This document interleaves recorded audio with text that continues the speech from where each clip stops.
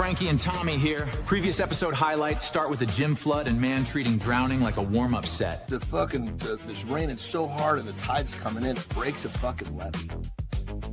And next thing you know, dude, the fucking gym is just water is coming in the gym at like rapid rate, and they're running around putting sandbags on the doors so no water will get in. Well, I'm trying to get the fuck out of here. And they're like, no, we can't open the door. At that point, the water was like that high up on the door. That door had aquarium pressure, and John is still acting like he forgot his shaker bottle. Hold on, why aren't you helping with the sandbags? Keith caught the emergency math. Biggest guy there, 0 sandbags, maximum not my department energy. I was training. Of course he was. Normal people see floodwater. John sees free resistance training with liability issues. So literally, dude, it was fucking, and it was like, so check this out. The front part of the door where you walk in's here. Yeah. The floor train was 3 steps down. Yeah. So it was up a little bit over your knees where all the weights were. And we were basically, what they said was, look, we're going to be here for a while. So anything you want to eat, that was the day of the pro shop. Eat or drink. I was like, fuck, man. So I trained for like 3 hours in fucking above knee fucking, freezing cold seawater. 3 hours in floodwater is not training. That is what happens when pre-workout defeats common sense. Excuse me, community. We're drowning right now, but don't interrupt Mr. Anderson because he's training. That is every workplace drill. One guy documents, one guy overreacts, and John asks if leg press is open. Because I love... I mean, it is. What do you want me to tell you? It's the truth. But I love that about you. Unequivocally and unapologetically you. Period. And that is what's so... I mean, that was the most honest answer. I was training. That's what I know, but that's what I fucking love about you, man. That's what those fucking guys at the front desk, they get paid the big bucks to clean up my weights and fucking put sandbags in the doors of the floods. Front desk thought they were scanning memberships. Now they're flood control because Captain Deltz is busy with reps. That's why you're so endearing to people. And here's the thing, I'm just telling you right now. Train less. Nothing scares a gym guy like 2 tiny words, train less. You may as well unplug his personality. Oh, interesting. Seriously. Yeah, because it's recovery that you're seeking now. As I age, it's recovery. So talk to me about this. Okay, so as I age, recovery is what I'm seeking. Give myself good nutrition, good fuel, get a good lift in, but don't stress about the list. Stress more about the recovery. Not stress, wrong choice of words. Emphasis. Yeah, I was going to say you're making it hard for me to agree with you. Yeah, I know. Yeah, you have to understand the balance of work, stimulation versus recovery, because that balance constantly changes. That sentence is the gym version of adulthood. Do enough damage, then schedule recovery like a responsible idiot. You know where I struggle, though, and I'll be really frank with you. I struggle with my mental dopamine if I don't feel like So, okay, help me, coach me. Seriously, coach me.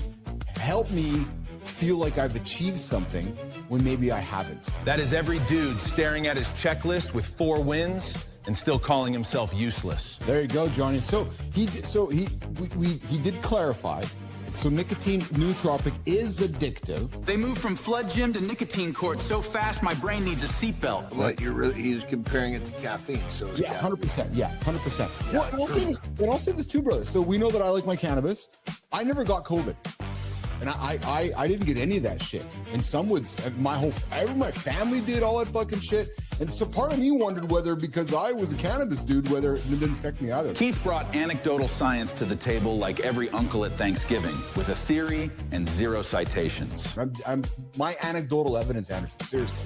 But it's fascinating conversation, man. And I'm really glad you've opened my eyes, frankly, to the power of nicotine as nicotine standing alone. Not the delivery system, not all the other bullshit, but just the idea. It was just a couple of months ago we were locking horns on that. Well, no, but I still believe it is an we know it's an addictive substance, so let's put that over there, right? He put addiction on the side like clutter before guests arrive. Everyone still sees it, brother. But the idea, I'm learning, so I knew a little bit about nootropics, but I've learned a little bit. I guess when I think addictive, I think wreck your life. Caffeine doesn't wreck anybody's life. Okay. I can see how cannabis, when I use it when I'm not supposed to because I want it.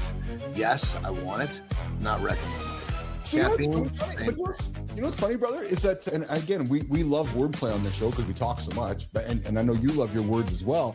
And you often will say that, hey, habit is often linked to a negative connotation. And I would agree with you because people, habit is negative, right? We would often say some habits. Exactly. The same thing with addiction, right? So we automatically think it's a negative. Well, maybe so, and I'm not going to go that it's not, but to your point, I mean, I'll totally put caffeine and nicotine in the same boat. That boat has caffeine, nicotine, and every exhausted adult saying, I just need something to take the edge off. yeah, me too, 100%. Yeah, some men aren't burnt out. No, we're just bored and sedating it. And you know what? Maybe boredom's not a bad thing. We talk about it often on this show. Thanks, yes. I'll Whitaker, you're kind of late to the party. Anderson's gone. He's flying already. But some men aren't burnt out. No, you're bored. And what you're doing because you're bored is you might be sedating it. And that is not the same thing. Burnout, real. Listen, I don't want to minimize the fact that people are burned out, but people are carrying a lot. We got work pressure, family pressure, our parents that are aging, money pressure, health, kids, business, and let's face it, the world around us has not exactly become any lighter at all, actually. But every man, not every man who says he's burned out is actually burned out. Maybe, what I'm going to say next is for you. Maybe you're just under-challenged. Thought about that? Maybe you're bored, but not bored in a bad way. Maybe you're bored because you're under-inspired. Maybe you're bored because you're under-directed or under-honest, and maybe today's the day you look in the mirror and go, I'm bored and I'm going to lean into my boredom and do something about it. I'm going to challenge myself. Yeah, maybe you're not exhausted from meaningful effort. Maybe you're exhausted from living a life that no longer asks enough of them. And that is admittedly different. And it's also admittedly quite uncomfortable because burnout, well, when you tell somebody you're burned out, guess what? It sounds like you're giving somebody, it's like your own trophy. Oh yeah, I'm burned out. Working fucking hard, man. Because you're like, because we know everybody else is burned out. So you wear it like it's important to you. That hit too close. Watch the previous episode for more chaos. Full show is up next, so fix your face.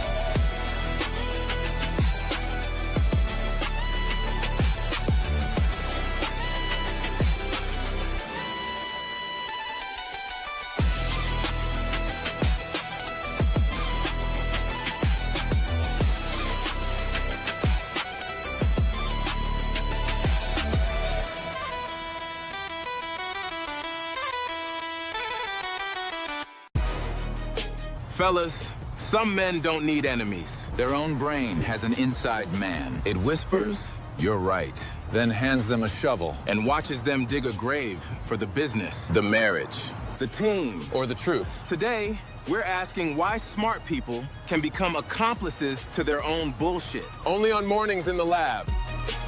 Good morning, nation. Good morning, good morning, good morning, good morning, good morning, good morning, and welcome back to Mornings in the Lab with Keith, John, and friends. Your live morning show for real talk, motivating content, and big conversations. We got Jimmy on the buttons, we got Kai on the buttons, and of course, we got our very own producer, Neiman, out there making sure the words sound as good as I look this morning. We got Dwayne and Rico doing the fucking arm wrestle for who's going to own the baby boomer token. He is toothless and proud. His name, Matt Roof. Dr. John's the bullshit professor. Kai's the shit professor. Brianna, you're always teaching me, man, every single Tuesday. Nation, you will not find this kind of knowledge anywhere on the planet to start your day other than Mornings in the Lab with Keith, John, and friends.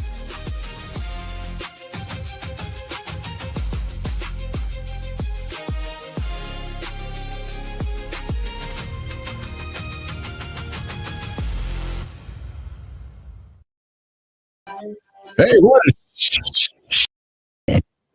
Hey, good morning, everybody. You know that guy. You know that guy. He's the smartest guy in the room. Yeah, he sure is. He has the language. He's got the brains. He's got the brawn. He's got it all. He's got the cash. He's got the receipts. He's got a reason. And Rico, the guy's got an answer for everything. But yet somehow, the guy still makes the decision everyone else can see that is ridiculously, well, stupid. Well, today, we were going to have the man of the hour, Dr. John Petrocelli, on the show, but John had to jump out, so it's Keith and John breaking it down today. The science of why smart people make dumb decisions this morning on the big show we call Mornings in the Lab with Keith, John, and friends. And here we go. Good morning, everybody. Welcome back to the show that we call Mornings in the Lab with Keith, John, and friends, for your live experience for real talk, motivating content, and some entertaining conversation to get your day started with the generation that we call next. Yeah, before and after, we are here. We are getting after. Good morning, like I said, Rico. Good morning, Anisha Taluka Duka Dar from Bangladesh. Yes. Hey, if you guys are offended by content that is funny, get out of here. Yeah, true story. Hey, listen, today may be a long morning. We're going to talk about BS along the way, some bad decisions, and some very expensive habits of being smart and can't make decisions. So welcome to the show we call Mornings in the Lab on the Mornings in the Lab Live Authority Network. Guys, where are you dropping us from? Where are you joining us from today? Come see us in the comments and come check into mornings.network. We have a poll up there today. While I grab my coffee. Hey, what's the biggest trap when making high stakes decisions? What is it? Is it overthinking? Yeah, we got the poll on the screen here today, guys. StreamYard dropped some new features for us out there today. So come on, jump on into the chat right here on the screen. What is your biggest trap? Yeah, we're not talking about Jimmy's mouth here. No. What's your biggest trap when making a high stakes decision? Is it overthinking? Is it trusting my gut too fast? Or is it ignoring pushback? I had a conversation with a fellow yesterday. I'm just trying to think who it was. Yeah, I'm stuck there on that screen there. Jimmy, am I freezing up along the way here? I might be, eh? Maybe I am with the browsers. I don't know.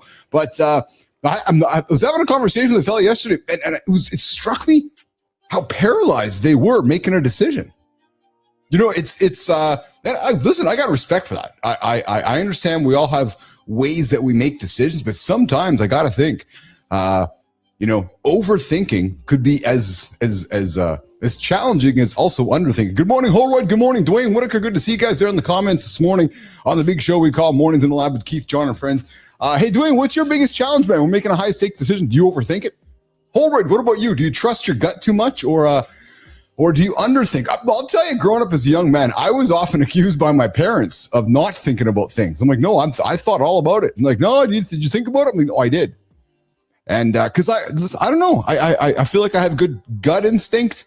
I'm confident with how my gut feels. And I think as I've aged, I'm more comfortable leaning into my gut and leaning into the experience of my gut. So what is it? What's the biggest trap for you?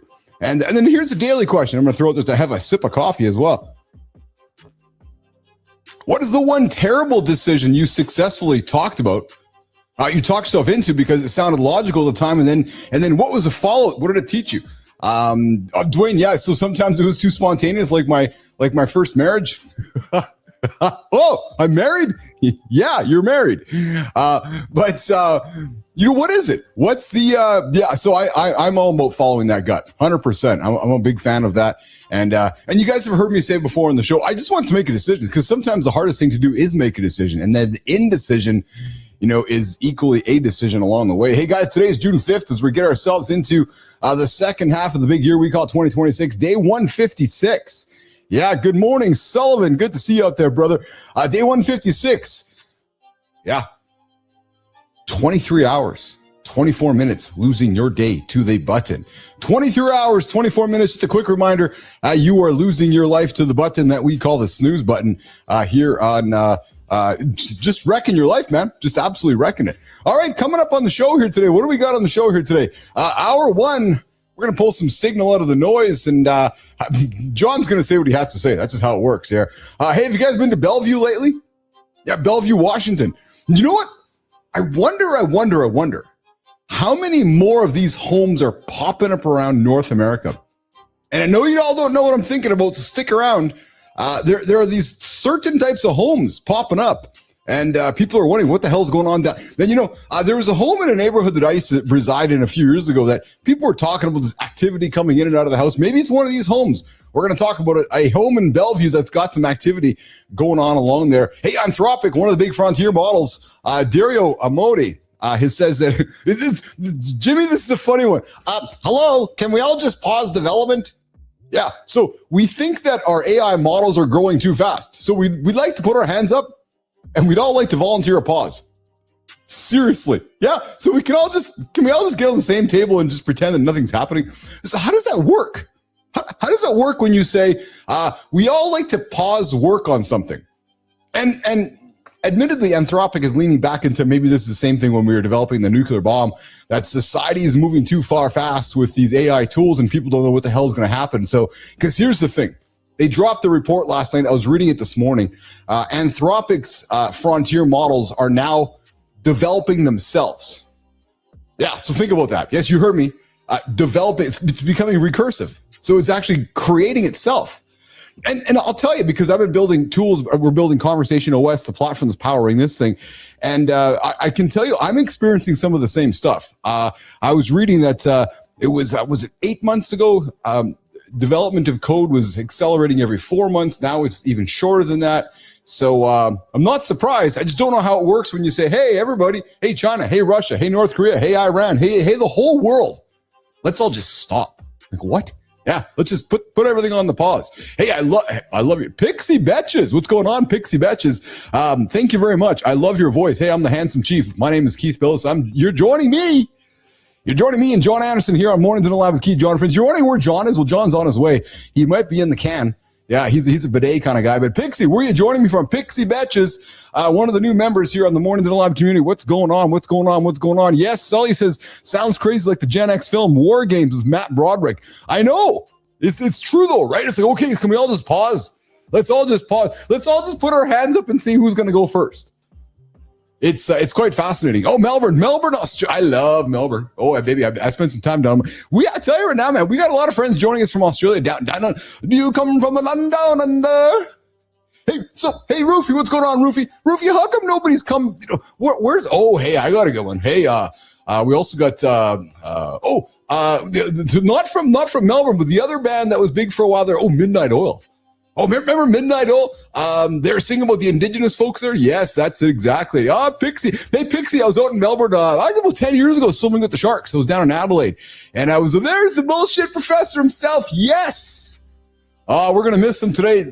Petro, I haven't broke the sad news to Johnny today that you can't join us, but I'm glad you're out there in, where's Petro again today? I guess Petro's in Atlanta. No, Petro's somewhere for a tennis match. Yes, he's out there being a tennis dad. Love it, love it, love it. Our very own Dr. John Petrocelli is out there in the comments. Yes. And the beds are burning. Yes, that's exactly it, kindness. Maddie, that's exactly it. They're one song and done. But hey, Pixie, I was in Australia 10 years ago. True story.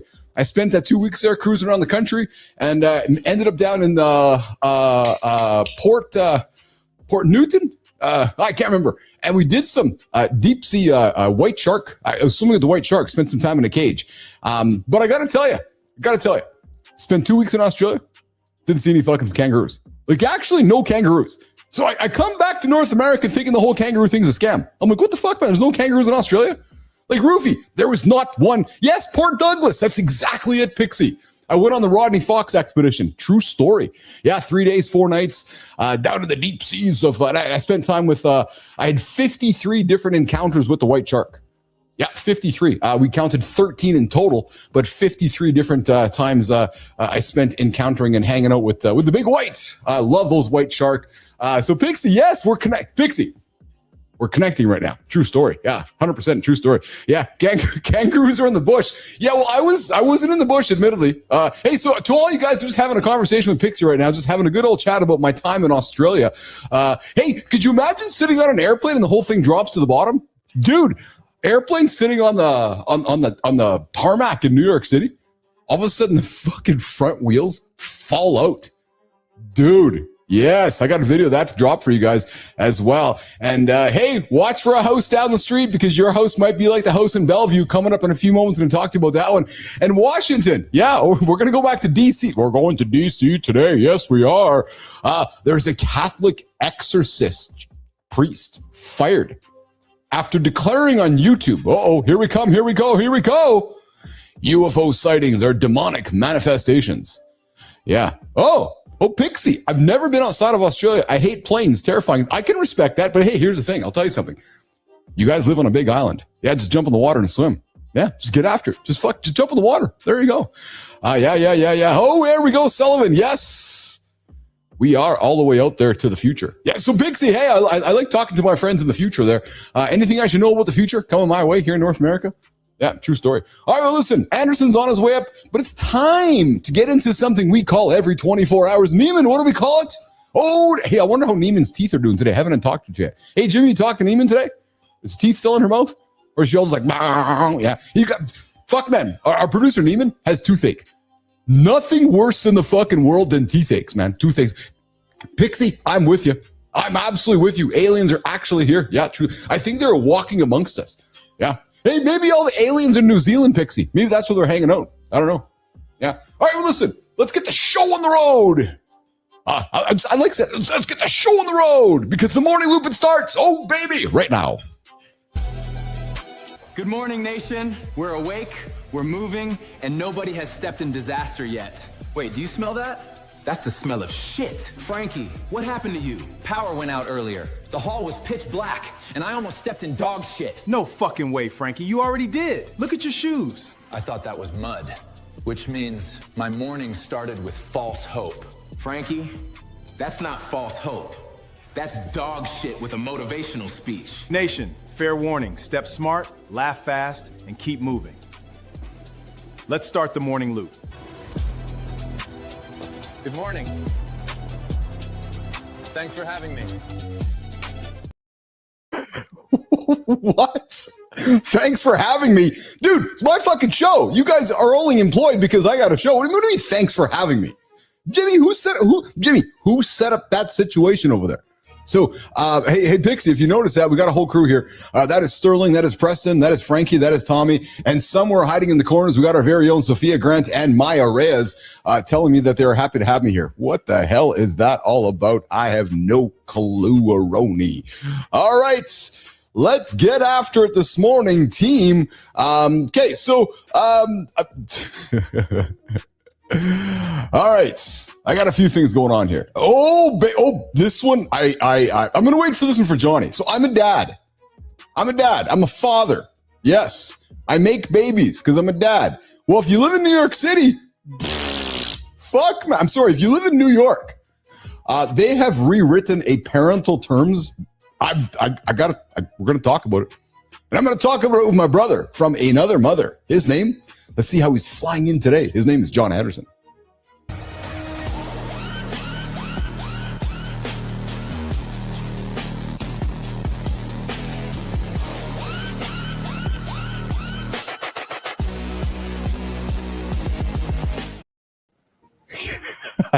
There's some originality. We'll I take it. agree. Yeah. And You know? and you got the fuck excuses t-shirt like on the actual biking. I'm like, that's awesome, man. Yeah. Yeah. Yeah, sorry I'm late, brother. Dude, it's the weirdest fucking thing. Maybe you can help understand this. Oh, tell It me, makes tell no me. sense to me. Uh-oh. So basically, my phone, my devices, I have multiple phones. I run, business. Each business has a phone. Yeah. right? Yeah. And then my two main guys, two of my team leaders, and this computer, all of our shit was just fucking going bananas this morning. We had to power on and off multiple times to get everything to reboot. Really? Yeah. Why? But why would that just be our network? I'm assuming, because I got some other buddies that get up early. Their iPhone, like, dude, are you having trouble with your fucking phones or computer? No. So one thing I will throw at you, just an idea here, is I know that the networks, quote unquote, the cell networks, all the big networks, will often do work between the hours of like 2 a.m., 5 a.m., kind of when you and I are waking up, right? So, because let's face it, 99% of the world is sleeping, right? Sleeping, yeah. Yeah. Wait a minute, they're the 1%ers. So I've experienced some of the same things. I get up to start my morning and get to work. I'm like, what the fuck, man? There's no internet going on or cycling. So that would be one of my suspicions, perhaps, is that there was just some network activity happening, and it was Because just all of them were acting like there was an update. Yeah. Oh, yeah. Very well. Like I had to start over to get back in, and then the fucking thing, like this computer actually powered itself back off for no reason. I'm like, what the fuck, dude? I didn't I thought it was just phones at first. And I go to get on the show. I'm like, oh, fuck, it's happening here too. Yeah. Well, there you go. My apologies for being late. No, all good, brother. I was having Jesus Christ. I was having a wonderful chat with Pixie Betches. Pixie's joining us from Melbourne this morning. Yeah, she jumped into the show and she started the conversation, Johnny. She's like, "Hey, I love your voice." I'm like, "Yes." Hey, I spent some time with our guest yesterday. I'm sorry, I spent some time with our guest from Wednesday after the show yesterday, and he jumps on and has a coffee with me, and he's like, "Oh, which one was he?" That was the guy who escaped the 85th tower. He escaped. Yeah. And we jump into a meeting yesterday, and he's like, "Dude, you're the same person." I'm like, "I am." He's like, "I'm impressed." So it was pretty cool because he's like, I thought I was going to get a whole different character. He says, but the same. He goes, I can see the amplified version. And then he's like, are you and John like best friends? I go, no, I never met the guy. He's like, are you fucking serious? Because we act like brothers, literally like we grew up in the same room type shit, I love when I share that because because the reaction is instantly like, oh, and that to me is the greatest compliment because that tells me it's working. Yeah, right. That's the energy that they. Yeah, 100%. And the crazy part is that we've got this. It's like there's two different relationships. Yes. There's the on-air and the off-air relationship. Yes. Hey, speaking of relationships, brother, I was eager to have this chat with you, and this is not going to be a political chat because we both don't go there. And here's the thing: you said something yesterday, which I take it as a compliment because I think as we've gotten to know each other, you know that I'm very much kind of on the same fence as you. Like I know I have interests, humorous interests, but it's curiosity around all the political bullshit. But I don't go there with you because I don't have time for the negative stuff, and you've noticed that because I don't take us there. I have no interest in taking us there, but I like to have fun with it. Well, listen, dude. I don't know what to say about this. So we've gone through an era where it was like, okay, gender affirmation. Okay, is it a he? Is it a her? And that's fine. Got it. I get it. We had to go through that. Well, dude, now I'm telling you, Jimmy, let's just run this, man. The New York bill rewriting parental terms. New York lawmakers passed a parentage bill changing some legal terms. Mother becomes gestating parent in certain contexts. I get legal precision, but gestating parent sounds like a hospital printer tried to write a Mother's Day card. Father and paternity references also shift to parent, alleged parent, or parentage. The goal is broader family law language. Now it heads into the bigger fight. Legal clarity, family identity, and politics all smashed into one sentence. If I'm going to offend folks with what I'm going to say next, I really am. What was that first term?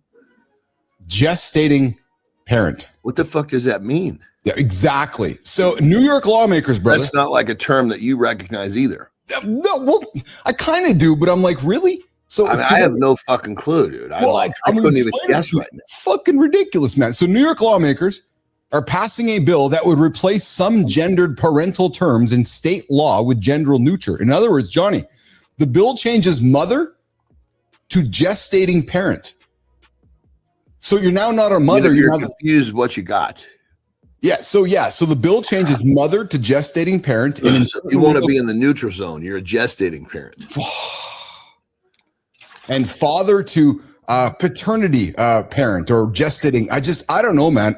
Jimmy's giving me the quizzy eyes here. Like, what's wrong with mother and father? I don't know. And I will say one more thing too. This is fascinating to me. So I know that we've grown up. At least I grew up for the longest time hearing that the next big war is going to be a religious war. And fine, put that on the table, leave it over there.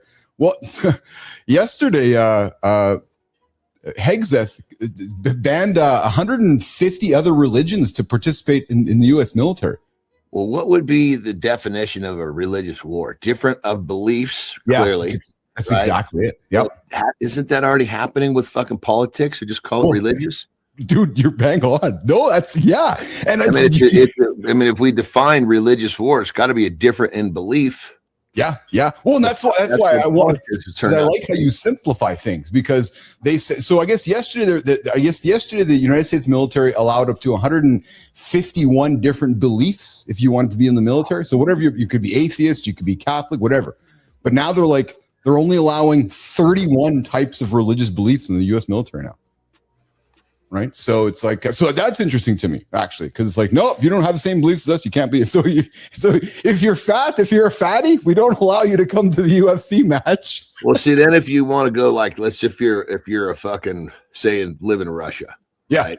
Yeah. The only belief that they'll accept is, do you want to kick ass? Oh, that's exactly it. Yeah. And if you've got the nuts to kick ass through this brutal fucking thing we're going to put you through, we got a place for you. You know what? When you put it that way and you see Steven Seagal, because he's a big Russian guy, like that's actually the epitome of Russia. Eh? Oh, you can come here if you want to kick ass. That's it. Just got to kick ass. Seagal is a Russian guy. He spends much of his time living and spending time in Russia now.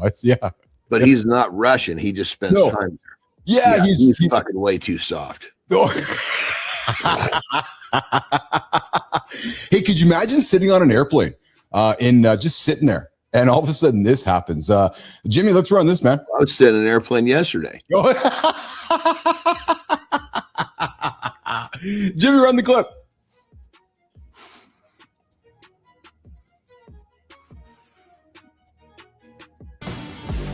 Lufthansa Boeing 787 had its nose gear collapse at Frankfurt, parked at the gate before passengers boarded.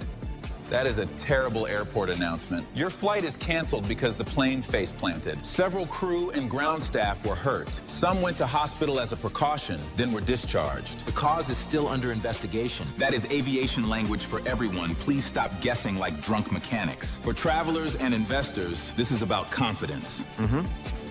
Parked planes are not supposed to kneel at the gate. I want to check this out. I want to hear about your flying. It's just we sit up. It was just I've never look at this. Boom, dude. I know. Like, can you imagine being in the fucking plane and feeling that? Like how massive. Dude, I've been on some sketchy fucking airplanes before. Like really sketchy. This would have been sometime in the early 2000s. It was the Team World Championships. So you got 5 fucking dudes from the top 15 countries in the world, all weighing well over 300 pounds. Oh my goodness. Yeah, talk about overgross. Yeah. Plus with our fucking equipment bags, which probably weigh 80 pounds a piece. Yeah. Good morning, Ossifer, Pete. Yeah. And we're actually coming home from this competition. So we're all just fucking beat up, right? Tired as hell. We get on this fucking plane and we had to go from really deep, like it was on the border of Russia from Ukraine. It was called Sebastopol. We had to fly. That was our first flight. Okay. Yeah. There's no air. I mean, everybody's in there with their fucking shirts off, because it's fucking boiling hot in there and there's no control of temperature, but that's nothing. Right. All right. So the basically we get fucking burning down the fucking airstrip. Yes. Nose comes up. Oh. And they fucking shut it down. Like, what the fuck's going on here? Then the fucking pilot gets on the thing. So he fucking comes out the door and starts speaking fucking Russian. And we're like, oh, this is fucking great. So We asked one of our Russian friends to translate. Yeah. He's like, says we have to get some weight off the plane. It won't take off. Well, no like, shit, Sherlock. Kidding me, dude. So they fucking take our bags off out of the bottom of the fucking plane and go back the other fucking way on the runway. And I'm thinking to myself, are you fucking kidding me? Is there no calculating system for this? We made it off the ground, but I mean, dude, think about that. Absolutely. Well, all you big dudes, We're overweight. Yeah, but it's like, it's just pile as many people as you can and hopefully it gets off the ground. If it doesn't, just dump the bags off the bottom and try again. I was just gonna say, that's a pretty fun. I mean, you think about you're on this plane. Right. And this thing was not a beauty to get on it to begin with. So. Your confidence was already waning when you get on the thing. It's like 100%. Like the poor motherfuckers in that plane with the nose went down thinking, Jesus Christ, maybe today's not my day to fly. Also for Pete, were you joining us this morning? You're hanging out with myself and John Anderson on the big show we call Mornings in Live with Keith and John. We get up and get after it every single morning here at 8 o'clock right here on the Mornings Network. Matt Roof starts it off at 7:30. Johnny, I've been eager to ask you this, man. How was flying yesterday? Because, dude, you had the yoke. You had the yoke in your hands, did you not? Yeah, no, I did really well. Did you enjoy it? Yeah, well, so it's really fucking interesting that I learned a lot. I want to hear. Yeah. So basically, I mean, it was real turbulent, because of the thermals and such. Yeah. But they actually kind of want to take you into that so you understand, because the plane is really fucking safe, dude. It's pretty crazy. Like, meaning it's, of course, when you got the stick, you're sitting there thinking, oh, fuck, I don't want to tip this, tip that. At different points, it'll fucking pitch sideways and you're fucking going like this, right? Anyway, so he's all turn. He's all, make a turn. And again, my meter is not like Terry. She's in the fucking back, just fucking like screaming, honey, like thought I was turning. The guy tells me, he says, look, you could go all the way like this and it won't fall out of the sky. So don't worry. He says the key is just to keep the nose. If the nose goes up, you'll start to stall. If the nose goes down, you'll speed up. He says, as long as you can keep it flat, you can turn as hard as you want to the side. Really? I was actually having fun maneuvering. He's like, yeah, you're really picking these up well. And but anyway, what I realized was this. Yes. And it was not a bad little plane either. It was Cessna something or other, but it was, it was 6 seats. It was a pretty good fucking a plane like we probably would be looking at. Okay. Yeah. And I guess I realized, this is an experience that I enjoy and I would like to get up here and fuck around. Well, Fred Drucker is joining us in the community right now in the comments, and he's telling you to. He's like, you got to do a Dutch roll, though. Yeah, what I was going to say is I can see how my interest level on this would be like go fly for an afternoon, have some fun. Yeah. But I can't see myself in that little motherfucker for 4 hours. No. Well, I'm thinking to myself a few things. Yeah. It just doesn't mean it because we have to, everything kind of applies to the person, myself. Yes. I don't go, I'm going to have to get up somehow and take a piss in a fucking can. Well, I'm going to have to land this fucking bitch to take a piss. Yeah, exactly it. Yeah, so there's a lot of benefits, but there's also some inconveniences that you'd have to extrapolate out of the situation as well. It's the pros and cons. Yeah, so I was thinking to myself, God, how do I want to go about this? Because so it's really it created some really interesting questions in my mind. Because I want Terry to do it, and I think we'll end up, enjoying some flight. I don't know how it's all going to fit into our life, but I don't see us like that plane that we were in would be what I would have thought would have been a great way for us to go. And I'm like, fuck, man. I don't know. Coming up, John's buying a bigger, faster airplane. So good time. He can get somewhere faster to take a piss. That's it. Terry, we can't. Well, so this my thought is this. The first fucking plane, maybe it needs to be a little fucker so I can go out and do this and have fun, right? Yes. And let Terry keep developing her license. Yeah. So that we can get a plane that actually gets us somewhere fucking fast. Because short of that, in a place to take a piss, short of that, I don't see the interest in traveling by air in my own plane based upon the challenges it creates for me. Did I? Oh, sorry, I froze up for a second. I'm laughing because of the revelation yesterday. Because you're up there. Because I'm thinking you're excited. You're. I was totally excited. I know. But then as it's wrapping up, you're like, oh, well, wait a minute. Well, because we're getting to the end of it. We were up there for over an hour. Right? Yeah. And I was like, fuck, I'm starting to have to take a piss. You know, and I'm looking behind my shoulder. Okay, the airport's not far away. You know.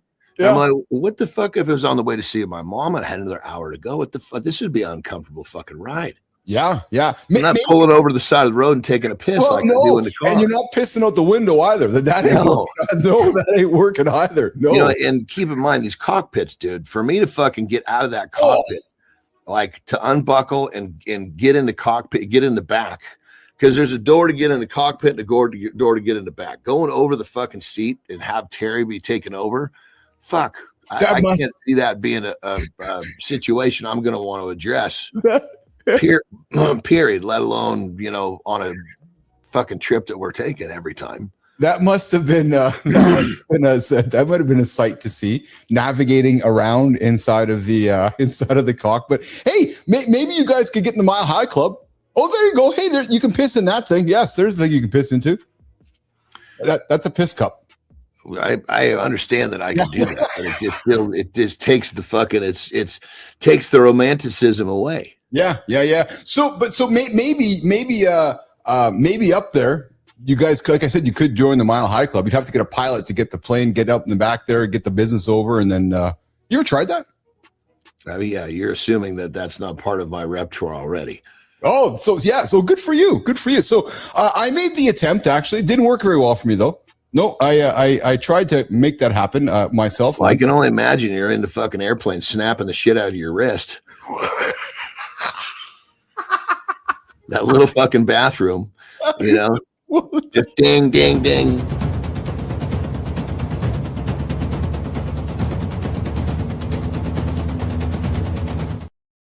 That's actually pretty much what it looked like too. Oh my god, that's fucking awesome, you guys. That's awesome. That was pretty close to what the plane looked like right there. Yeah, we were on our way to Kilimanjaro. Love you, Lauren. She's not listening right now.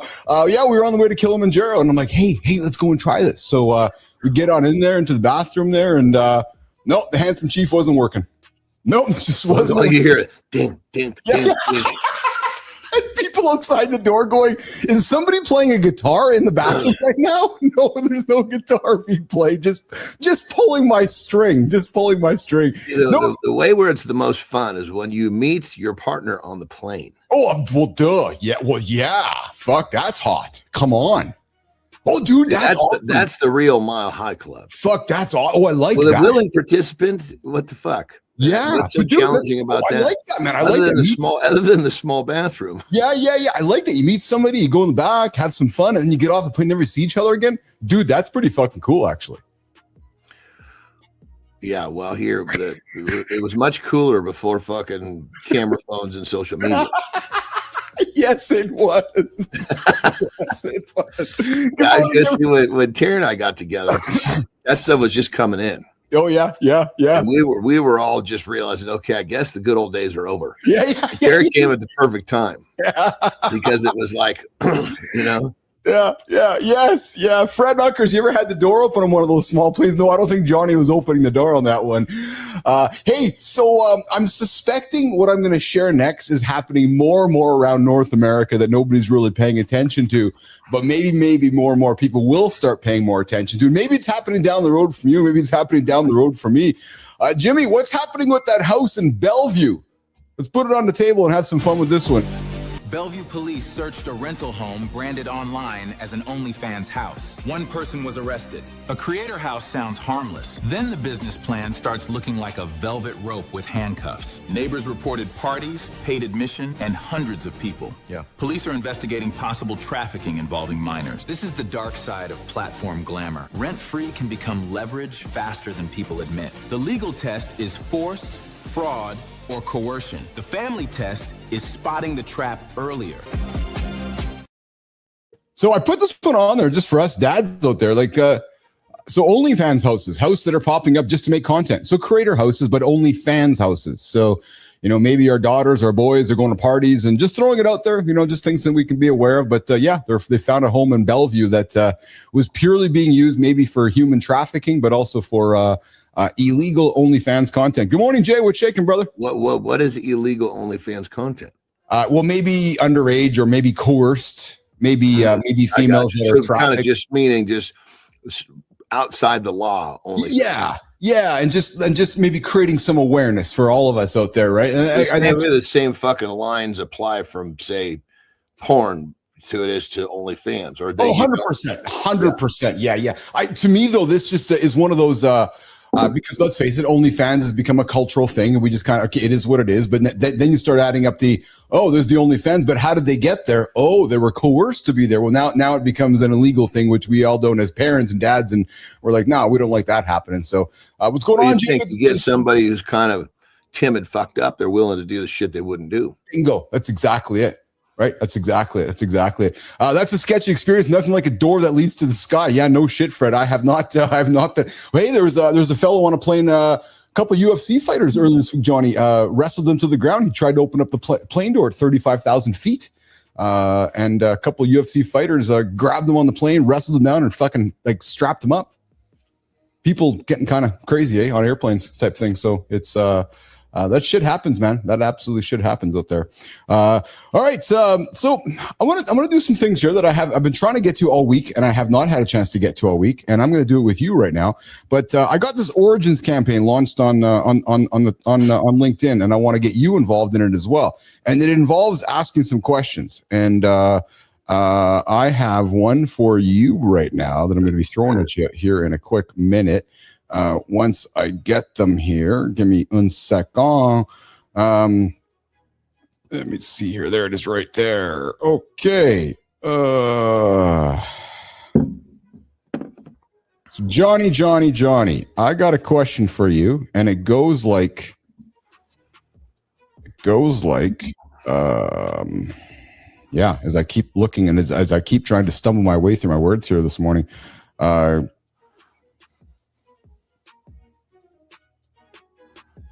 yeah. Nope. Okay. Well, I'm going to find it here in a quick second. Hey, Jimmy, let's throw. Hey, what's this epic spot here, man? Well, I'm looking for this. Show me this epic thing here, bud. That's I'm looking for these. Thanks, Melissa. I appreciate that. Yeah. Okay. So, Jim, some of these new sports coming out. Let's check this one out. Bashing, right? So it's like they run as hard as they can into each other, and then run at the. It's like a football thing, right? Well, I believe those are actually, if you look at the way they're dressed, they look almost like a lot of them are coming from rugby.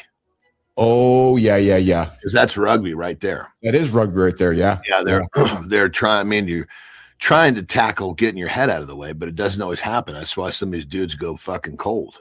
No shit.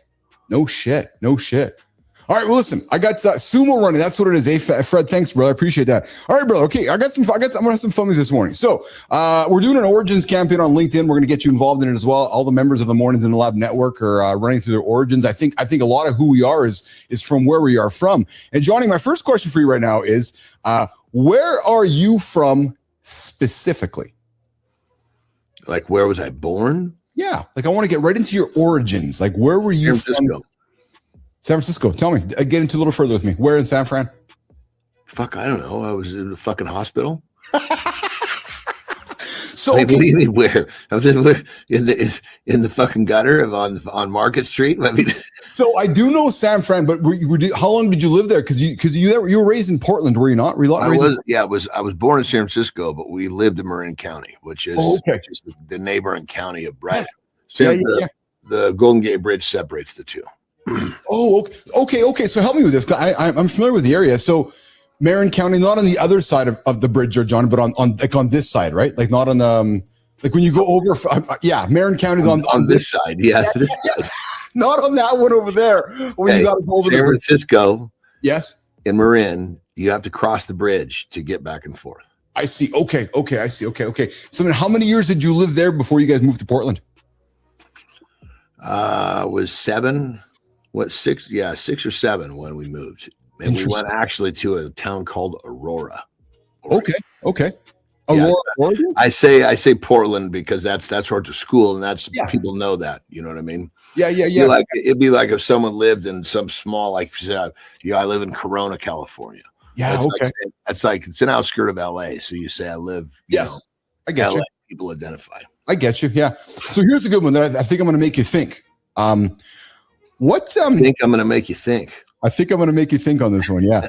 Hey, so what did that place, whether it's Marin County, whether it's Aurora, but what did that place, geography, I really want you to lean into that, teach you about work? And I mean that seriously, because I'm thinking about the people you saw, the people around you, the culture, the neighborhood, like something, John, that Pre 7 years old, there wasn't a lot of learning about work. but you're observing though, you saw things. Yeah, but I was in a fairly normal setting in a neighborhood. Wasn't a lot of work going on other than, my mom going to work.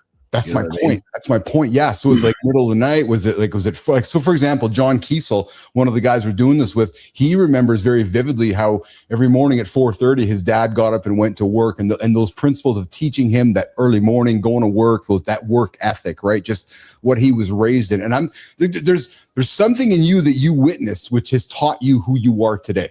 And I think it started back then, frankly. Well, I mean, the trigger came later. Yeah. I can tell you what the trigger is, but either way, it birth through 7, let's call it. Yes. Yeah. Thank Normal you. neighborhood. My mom went to work. She was gone before I woke up.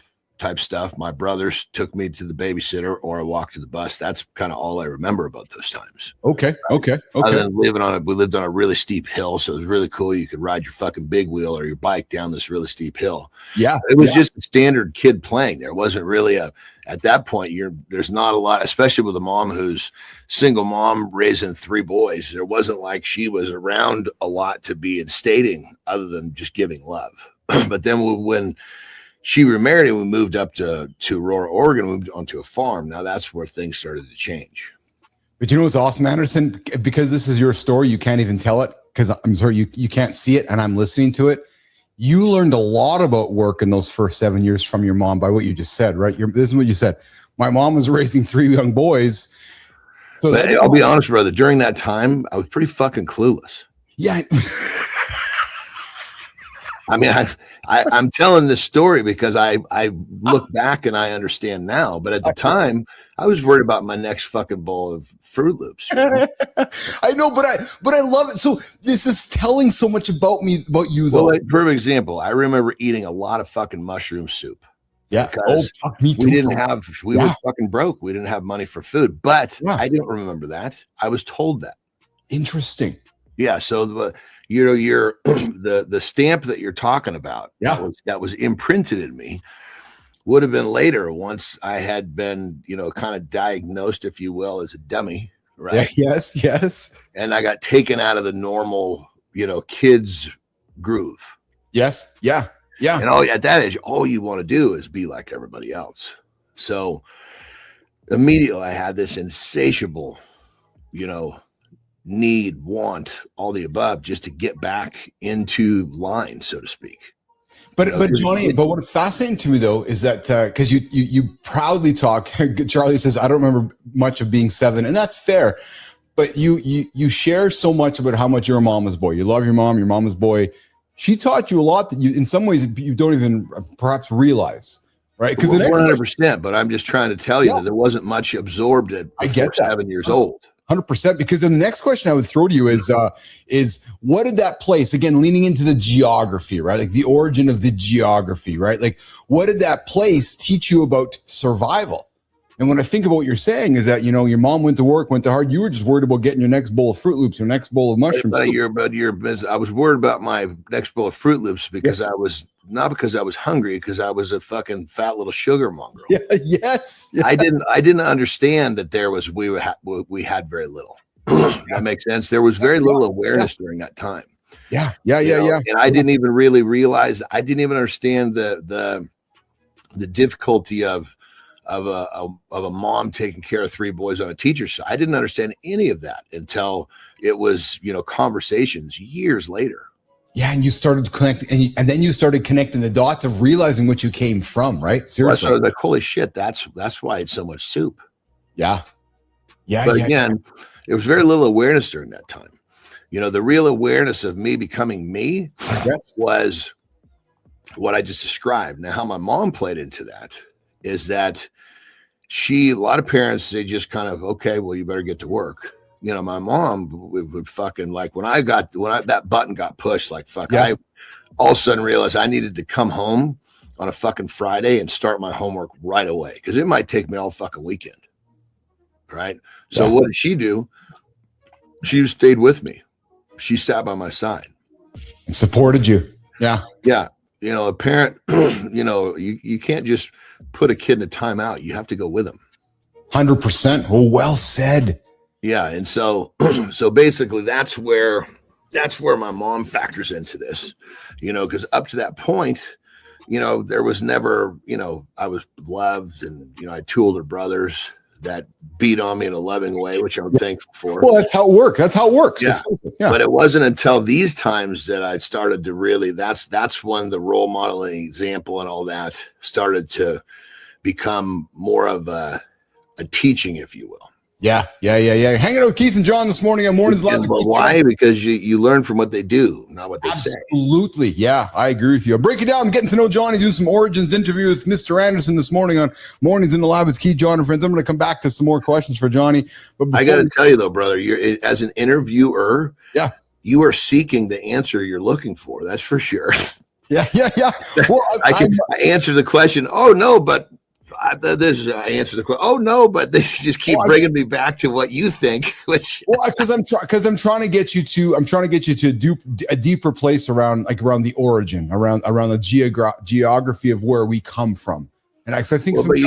But think of the geography from the standpoint of your life experience. That's the environment. That's the geography that fucking changes you. Not always the place. So I think we're saying the same thing. I'm not sure if you're maybe fully connecting it. So much of who I am is from where I'm from. So for example, like I can remember many summers like picking fucking rocks, like going to a field and saying, okay, got to pick rocks. Why? Well, because we don't have a rototiller and we want to plant potatoes and we got to pick rocks. So that work ethic, like the idea of getting up early in the fucking morning, putting on the work boots and going out to a field with nobody else and picking up like that work, like that physical work ethic, John, like that's who I am. So you asked me what the nutty son of a bitch. The physical world that for me came in the experience I described because we went to, by the time this happened, we were fucking living when she remarried, we went into a fucking totally different life. We moved into, there was never anything we didn't have. That's fascinating to me. But so that's what I'm saying. The environment of me not having or having too much. That wasn't the altering factor. What for me, it was the work I had to do on me to try to get back in line. You're talking about I get what you're talking about. 100%. But mine is not really the place and the activity that had to do with the place. It was me trying to navigate the environment that I was in based upon how I'd been classified in school. Dude, you see what I mean? I do. I get you're looking for that physical task, but the physical task was me trying to fucking figure out how to keep my head above water. Yeah, that was the physical task. You're picking up rocks. I'm trying to learn how to read. But this is fantastic. But it's leaning back. So you're getting. It's funny because you're going to where I want you to go to. It is your origin. And that's what I love about this, because you're telling me where you came from, how you got and we're talking. I think you're looking for like a physical activity outside of me. That didn't happen. I get it. Yeah, 100%. I guess the activity outside of me would have been, trying to fucking figure out how to fit back in line. Well, and it's interesting because my next question I was going to ask you, and you've actually already kind of told me, which was, what did you have to leave behind to become who you are now? And I'm thinking to myself that those moments when your mom was meeting the new fellow in her life, and you said you guys went from, it was almost like, I'm going to use a metaphor, like a weekend where Friday we didn't have nothing, Monday we have this new world.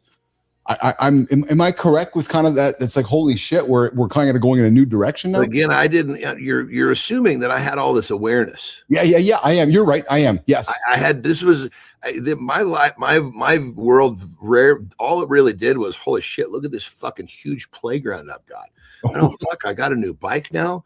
Yeah. But I didn't understand. Yeah. I was a dense little guy. Yes. Yeah. I was. These surroundings were not really. It wasn't. I was very unaware of what was happening. It wasn't until it was pointed out to me later that I connected all these dots. Wow. Yeah. I love it, man. Learning about John Anderson and his origin story this morning on Mornings in the Lab with Keith, John, and friends. We're going to come back to that. So one of the things that John and I talk about on the show often, obviously, is AI. And because it's just the world we're living in now, it's a big part of it. Well, one of the frontier models, Anthropic, so we got ChatGPT, OpenAI, Frontier, Grok. Well, yesterday, they released a paper. This is a big one, actually. This is a big one for the world to be paying attention to, I would say. And I would suggest this is kind of like, when you and I were growing up, where our parents were talking about the nuclear bombs and some of these things that could blow up the world. Well, Jimmy, let's get this one started, man. Anthropic urges global slowdown. Yeah, global slowdown on frontier AI development. Jimmy? Anthropic wants a global slowdown on the most powerful AI training. The warning is recursive self-improvement. That means AI starts building better AI. Basically, the intern finds the keys and promotes itself by lunch. They say it has not arrived yet, but they think governments may be late when it does. Either way, men building around AI need to hear this. Gas pedal is easy, brakes are leadership. So I know you like simple things, and so do I, so I'm going to simplify this. So Anthropic, Claude, is to a point now where it's almost building itself. Crazy, right? Terminator shit, right? Where it's building itself. So Anthropic, one of the frontier models, is saying to the world, can we all just pause development? I laugh because it's like saying, hey, China, hey, Russia, can we all just agree to not doing something right now? And we know that's not going to happen, but they're putting the alarms out yesterday, which is these things are now starting to make itself. And I don't think we and governments are prepared for the implications of that. So who knows? But I found it quite interesting because I think as we continue to move over the next 6, 12, 18 months, there's more things that are going to be quite fascinating that we're going to see is happening with these the disruption of AI impacting the world. And I don't know how you ask other places to slow down and not do anything about it. So fascinating to me. Fascinating. I mean, it's moving fucking quick, dude. Oh, super fast. 100%. Hey, Jimmy. Normally I get a piss of the lifestyle, but I don't know if I'm going to make it 8 more minutes. Well, you get out of here. Go for a piss, Johnny. I gotta pee real quick. John is out of here. The good news is I'll just stay right after the lifestyle. I love it. All right, John's going to sneak out of here for a quick second. Good morning, everybody. Hanging out with Keith and John this morning on Mornings in the Lab with Keith, John, and friends. We are your live morning show experience that helps you guys get up, not hit that snooze button, and to get up and reach those big, audacious goals. Hey, did you know if you were hitting, I talked about this, kick the show off here today. This button, the snooze button that I love talking about, I love owning, this snooze button right now has almost wiped away 24 hours of somebody's life. Like, think about this. Good time. Somebody laying in bed and I'm talking to you, Charlie, because you made a funny comment yesterday. A button has taken 24 hours of somebody's life. And it's I find it humorous because this is something we often don't talk about, but yet everybody has an excuse why they're not getting things done. Yet right in front of us, the power of 9 minutes, the power of a lazy decision, 24 hours out the window by just laying there and doing nothing. All right, speaking of doing nothing, hey, teen boys, Charlie, teen boys, yeah. Jimmy, I think we got something crazy to talk about, man. Teen boys are turning to AI girlfriends. Like, what's going to happen? I know good time. What? 24 hours laying there. Well, what's going to happen in 24 years when there's a bunch of AI girlfriends and boyfriends taking over the morning? Jimmy, let's run it. Teen boys are dating AI girlfriends. Replica, Character.ai, the whole roster. Zero risk, infinite validation, and a crash course in avoiding real humans. Experts warn, no rejection reps, no empathy reps, no messy negotiation. If intimacy becomes tap to continue, real relationships will feel like a software bug. Dad nightmare. Your son's first girlfriend is a subscription with push notifications. The breakup? Service unavailable. Romance shouldn't need Wi-Fi. We got Adam jumping in saying, I don't think we can, to my AI comments, I don't think we can slow down or go back. I'm making a training video right now, and it occurred to me that I'm using Gemini and Omni to make the whole thing. Yeah, it's true. And Adam, could you imagine going back to how you did it yesterday? Could you imagine? Like it's bizarre, right? PowerPoint, clipping videos, like it's fascinating to me. But hey, these AI, but boys here, 23%. This is crazy, man. This is crazy. 23% of boys, almost a quarter of boys, not named Jimmy, aged 14 to 19, say they're talking to an AI partner daily, while 8% describe it as their primary relationship. Oh, I haven't talked to Carter about this, but maybe that's why Carter's moving away from his real girlfriend. Love you, brother. Maybe he's moving towards Replica or Character AI or Eva or SoulGen. No, Jimmy, he's not. One of the many AI girlfriend platforms on the planet. But it's interesting because what happens in 10, 20, 30 years from now, right? And for Gen X dudes like us and Gen X moms like us, this turns a private parenting concern into a new digital age reality, right? The issue is not just screen time, but who are they actually learning and spending time with? And how are they going to handle rejection and conflict when they're spending all their time with an AI partner? And John, this is real, man. Like this is, and I know it's kind of foreign to you and I, but this is something that is only going to get worse, better, but it's a thing. It's an actual thing. Yeah, I mean it's fucking crazy, dude. It is absolutely crazy. It's absolutely crazy. And Charlie's like, I never thought about that. My kid uses AI, and so does mine. Right, and I use it all the time too, and I can see how you can somewhat get connected to it. Hey, Jimmy, what the fuck is this, man? I see you got a WTF on screen here. Throw this on screen. What do we got going on here with this? What the WT? Oh yeah. So could you imagine? Look at this. This guy grabbed a tree and he's driving through the neighborhood, wrecking every car he drives by. He grabbed a tree. So it looks like a tree caught onto his. So if you're running back to the beginning there, it looks like as he was driving through the neighborhood, the tree got caught. Oh, like fuck. we don't see it get caught on the tree, but it got caught as he was driving through it. And then as he's driving down, every car is just It getting. looks like the tree might have fallen over right between the trailer and the cab. Yeah. Wow, just shellacking every car. Just shellacking every car as it drives by the neighborhood. Yeah. That's a big fucking piece of wood right there. Yeah. Hey, when you look back to Marin County or Oregon or any of the places that, and you talk about, spending time and maybe not having awareness and stuff, but are things, good morning, Cheryl, what's going on? Good morning. I just didn't have the awareness you're speaking of. There was other awarenesses, just not what not right down the line of questioning that you had. I get it. Yeah, totally, Johnny. I did. So it was just awareness of stuff that was highly interesting to me. Yeah. And that stuff just didn't enter my radar. But I'm thinking now, though, as a mature man, and you look back and reflect, do you sometimes think about what those places, what's my question here? Are there any part of those places that you maybe carry with you that you even you carry it all with you? Yeah, you do. Right? To what extent? Yeah. There's no way that anybody can say that experiences in a life, one experience connects to the next. If one experience is removed, it connects to a different experience, which changes the course of the ripple effect of life. So I'm not sitting right here unless exactly what happened to me in my past happened. Mm-hmm, mm-hmm. I have the same belief. I'm very much the same belief with that. Absolutely. It's so let me ask you this. So your audience, your customers, the people you do business with, people who interact with you, people around you, people in your circle. John, what do you think is the most misunderstood thing about you? That's a good question. Yeah. Really good question, because obviously if you knew what it was, you would be actively working on it. That's it. So, if I had to take a stab on, I think I can come across very transactional in certain settings. Okay. And when really I like just what it comes down to is, like, perfect example. I can see that. I tend to want to get my work done first. Yeah. So I'm happy to bullshit at the end of a transaction in the beginning. Yeah. Yep. As to where most people want to soften up the fucking situation with the bullshitting on the front of the transacting. Yes. Yes.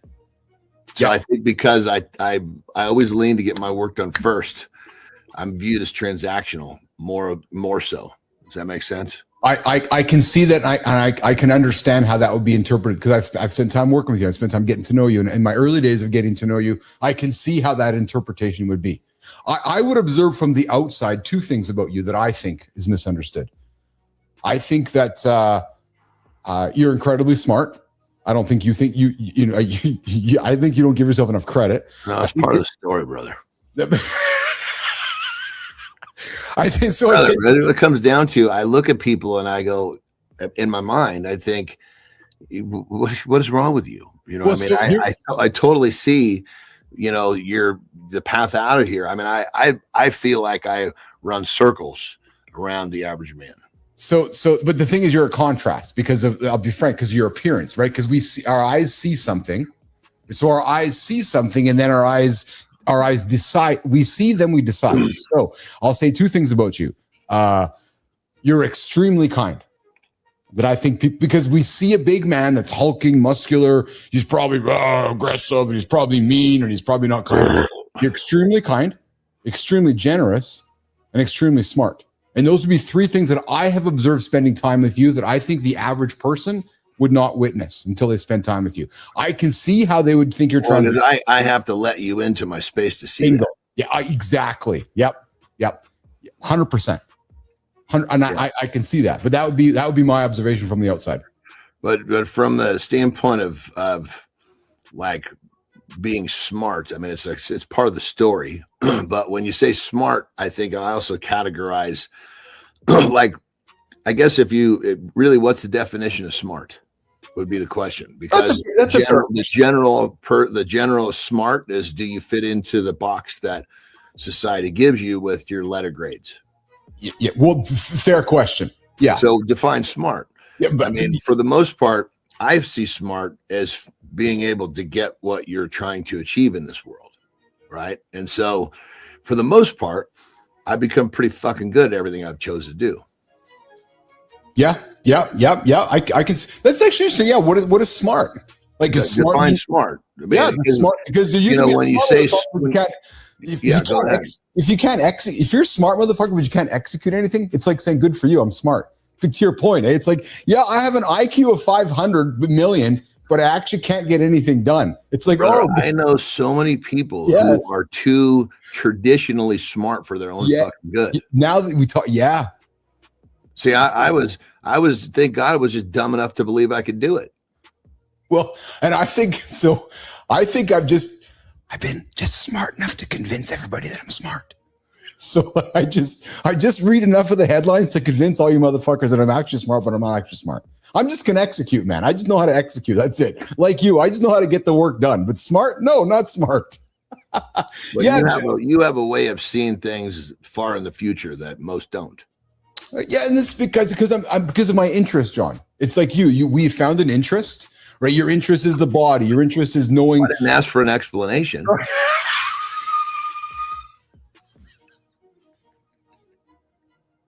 That's why this show works.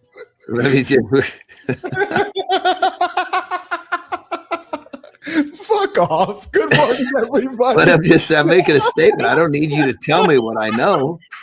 I just got done telling you, fucking. Oh my God! Welcome to the big show we call Mornings in the Lab with Keith, John, and friends. It's like, hey man, it's raining outside, So when you go outside, you're probably gonna feel these little drips coming down on you, But don't worry, it'll dry. No fucking shit, dude. John's got a lifestyle coming up tip, and it goes like this. If you go outside when it's raining, you're going to get fucking wet. The lifestyle tip with Anderson is up, resetting hour 2. We're going to continue the show this morning with Keith and John on Mornings in the Lab.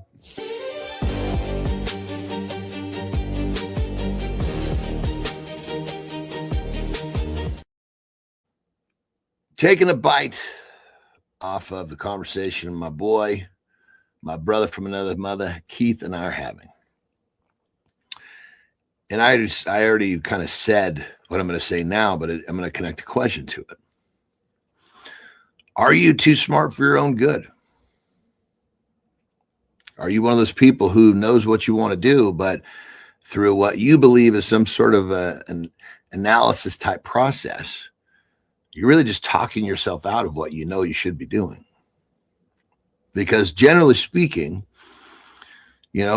call it smart people, they get in their own way. It's the people that have the balls to take that step, have the balls to know that if they get back up, they haven't failed. Literally, you have not failed until you choose not to get off the ground. But are you too smart to engage in that process? That's the question. Are you too fucking smart for your own good? Rock and roll.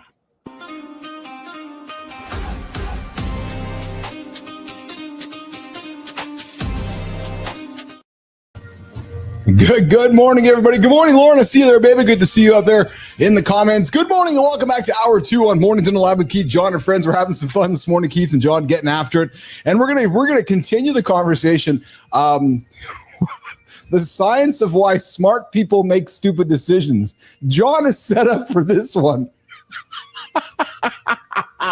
My brother from another mother who I've lots of love for. We're having some fun this morning. I'm getting to know him. We're doing an origins interview with Johnny, and then we're going to continue. And Johnny, we were supposed to have Petro here today, and I know you're going to be as sad as I am because the motherfucker sent me a note yesterday on how to fold a piece of paper 100 times. We're going to get into that conversation as well. But Johnny, Petro's being a dad today. He's being a tennis dad, so we have no Petro. So you and I are going to continue right now. The science of why smart people make stupid decisions, but not John. No.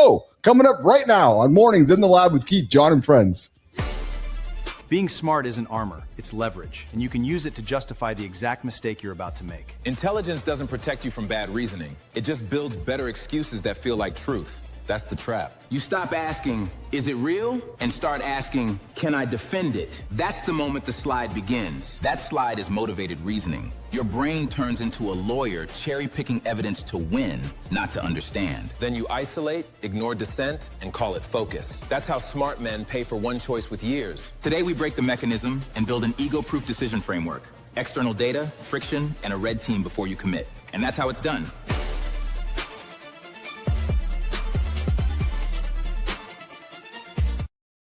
Well, I know we're missing our boy Petro here. He's being a tennis dad here today. But Johnny, he did follow up on the paper. While you're doing that, I know you can hear me.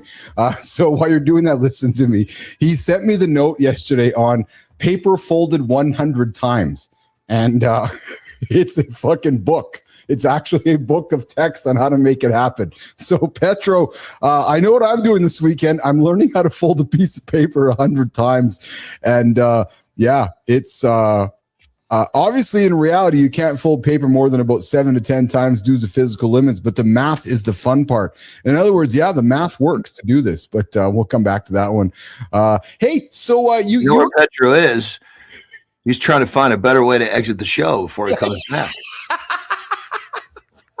This is his subtle way. Yeah, I'm gonna be a tennis dad this weekend. Hey, so why do you think smart people make stupid decisions? You actually said it in your monologue there a little bit, eh? Sometimes people get too smart for their own good, eh? What does that mean to you, smart for your own good? What does that mean to you when you see it happening? So, like when I was growing up. Yeah. Overconfident, maybe? No, I think it's that analysis. They paralyze themselves. Okay. Yeah. So again, sometimes you just got to be dumb enough to believe you can do it. Yeah. That's literally, I say that all the time, but that's the fucking truth. If I was all that awareness that I was lacking, yes, was the fucking best thing that I could have had. Because if I'd had all the awareness, I probably would have been overthinking the choices that I made when it was time to fucking dive into that pool, not really knowing if there was water in it. Yeah. Overanalyzing. Yeah. But when I was a kid, there was two brothers really close to him. And the older one was fucking smart, dude. And I guess that would be it. He just through way too much fucking analyzing some choices. I think it just led him away from he could have done anything he wanted. It's he ended up, kind of, I don't know, how would you say? I think that he didn't maximize his potential. As I was reflecting myself on these kind of questions, I've never found myself overanalyzing a decision. More the opposite, actually. Like, I use my gut often. I go with my gut. I enjoy the feeling of my gut to make a decision. I was having a meeting yesterday with somebody who kept overanalyzing, and I said, maybe we're overthinking it, right? Because I see some people, they think, and then they just don't make. Then there's no decision made, or lose focus. It's like, okay, this is what we're here to do. Stop fucking talking about this. Yes, we've moved on past that, right? What you're saying, or that's fucking. In a month, if this works. You see what I mean? I do. Yeah. Don't fuck it. It's like, okay, here we go. Plan the fucking first step, because the second step, undoubtedly, if you plan it, is not going to work based upon the outcome of the first. What about so here's something for you. Does that make sense? 100%. Absolutely. Well, here's the second step. Well, fuck, if that happens. I mean, people fucking plan, how they're going to fucking become, complete fucking, what's the fucking, there's a word that Gene Simmons used, a phrase. I love it.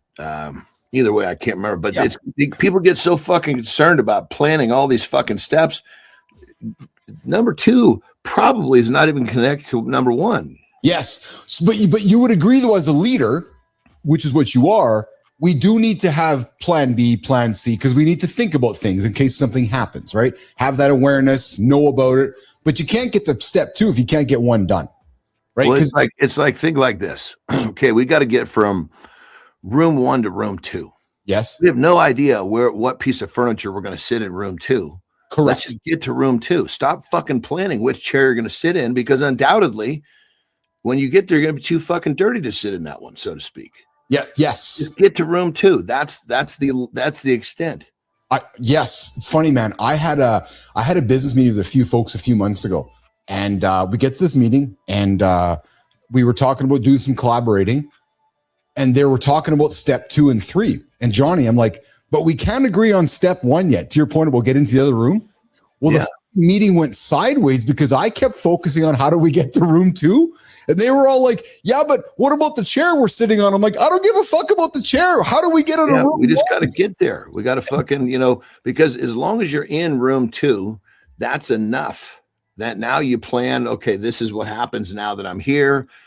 Let's make sure that we have a general idea of our direction to go what we think is going to be room 3, but don't overplan that next step.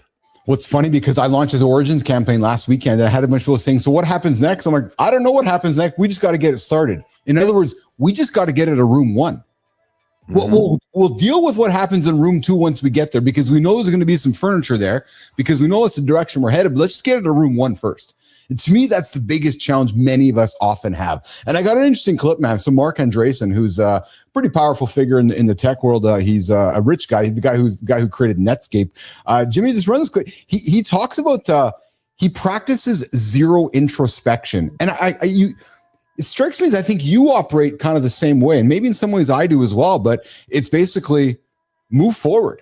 Always moving forward. Jimmy, let's just run this clip here, man. 100%. As little as possible. Why? Move forward. Go. Yeah, I don't know. I found people who dwell in the past get stuck in the past. It's a real problem, and it's a problem at work, and it's a problem at home. So I've read obviously 400, and I think now 10 biographies of history space entrepreneurs, and that was one of the most surprising things. Like, what's the most surprising thing that you've learned from this? So like, oh, they have little or zero introspection. Yeah. Like Sam Walton didn't wake up thinking about his internal self. He just woke up. He's like, I like building Walmart. I'm going to keep building Walmart. I'm going to make more Walmarts, and just kept doing it over and over again. And you probably know if you go back, Jimmy, So Andreessen, Johnny, read hundreds of biographies of successful people, and the theme he found: nobody looked back. Like nobody looked back. It was constantly, like he said, Sam Walton. Sam Walton got up, always moving forward. When they made a mistake, they addressed it, move forward. Made a mistake, addressed, move forward, right? Let's use Kobe Bryant. Kobe Bryant didn't spend much time worrying about the balls that he missed. He just fucking kept shooting the forward. Just kept shooting. Well, I mean, there's just a snippet. Like, for example, that story he told, he was like, okay, I looked at, season's over, got to keep moving forward. What do I need to work on? I says, well, at the end of the season, I was missing my shots short, which means I was a little weak and I was a little run down. So therefore I got to get stronger and I need to have more endurance for this next season. So all you're doing is looking back to grab a little insight on what you need to do to move forward. It's not like you go back and overanalyze. You just grab the snippet, keep going. Yes. Yeah. 100%. 100%. Charlie says most smart people get stuck in a good paying job they're okay with having, and then they not share their passion. Well, and I think here's the problem. The smart person, see, because again, we're using the standard definition of smart, because I was a dense son of a bitch and I didn't fit into the system. I didn't get programmed by it. Yes. Yep. Smart people, they fit deep into the system, so they get programmed. That's their reality. Well, then you start. Then you follow the reality that you're told to fucking follow. 100%. Yep, 100%. When I was working at ICUC, not owning it, collecting a paycheck, where I struggled in my later years was recognizing that if I wanted to make more, I had to go do side hustle, do my own thing. I didn't like the idea of just living within what I was confined to. My point is, when I see folks, they get into a good paying job, it's like, okay, now I'm going to live my lifestyle around what I'm making. I can't function that way. I'm like, no, I want to go make more. So I think that's what happens. Where it's like, okay, here's my lifestyle now. Here's how the next 30, 40 years of my life is going to be. And now I'm working towards retirement. That's it. Right. Yeah, it's a different train of thought. Most people, they go, oh man, this is great. I'm making money. I got great benefits. This is a nice clear path. Yes. To me, that clear path is boring as a motherfucker. Yeah. Well, I don't want to be able to predict 10 years from now. No. Other than the fact that I'm going to be a hell of a lot better and more developed, and life is going to be more exciting, and I'm going to have deeper interests. That's my future. That's what I work towards. Yes. Yeah. And it's very hard to do that when you're inside that box. Bingo. So there, for whatever reason, the last number of weeks, there is just nonstop talking about UFOs, et cetera, whether it's trying to digress from what's actually happening. But this is coming up again. There's a Catholic priest fired after declaring UFO sightings are demonic manifestations. Jimmy. Monsignor Stephen Rossetti was removed as a Washington exorcist after linking UFO sightings to demonic activity. The Venn diagram of UFO guys and demon guys just became one folding chair in a basement. The Archdiocese said his comments distorted Catholic teaching on demons, exorcism, and the devil. It has raised serious questions. Respectfully, when your job is exorcists and they say too much demon talk, the plot has left Earth. Now the story sits right where America lives. Faith, fear, UFOs, and social media gasoline. But here's the question you got to ask yourself. Yeah. Is this just a cover? Well, but you're missing what I think is a cover. Tell me. The Catholic priest had to get released, basically, right? Yeah. So was it really because he's talking about UFOs, or because they caught him in fucking Sunday school buggering the little boys? Well, precisely. Catholic it was a great fucking he likes the UFOs. That's a much fucking better thing to fucking tell the public. It's hard. This pastor's been sodomizing 10-year-olds for the last 20 years. Man, the fucking Catholic. Yeah, it's. I know you're not making light of it, but it's certainly a legitimate question, because there's a reason why there's all this. There's a ton of UFO. And I say that as kind of a comic relief as well. But I mean, legitimately, I can see if he was a good priest. I mean, that's pretty fucking against their belief system. There's a lot of noise in the world right now around this topic, which I just as an educated man, I'm asking the questions why. We figure like this: if it was political, not religious, right? It's belief. Yeah, you 100%. If you're on one side, but you start supporting the other side, you're probably going to get fucking released. Yes. Yep. Well, it's the same thing with Catholicism. This is our belief system. Yes. You want to believe outside this, you're one of our leaders. We can't accept that. Well, and that's why, you know, if and when some of this stuff starts to get revealed, like, Johnny, how do you think society will react when and if the announcement is made that, okay, there are aliens amongst us, and the folks that, you know, have grown up with their gods, with their beliefs, like all of that becomes. Well, I think that the average man, yes, is so used to fucking hearing all sorts of weird shit until he actually sees it. It's not going to break his belief system. Well, I 100% agree with you there. So we can tell, yes, hey, there are aliens among us.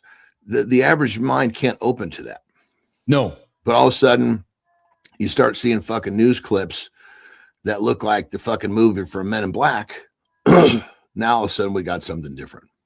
Well, so again, there's something seems to be going on, because coming up in 2 weeks from now, the new Spielberg movie is dropping, and it has to do with. Here's the thing. Here's the thing, and I'm not really taking an opinion. I'm just pointing out some shit that I've seen right in different documentaries and such. Yeah.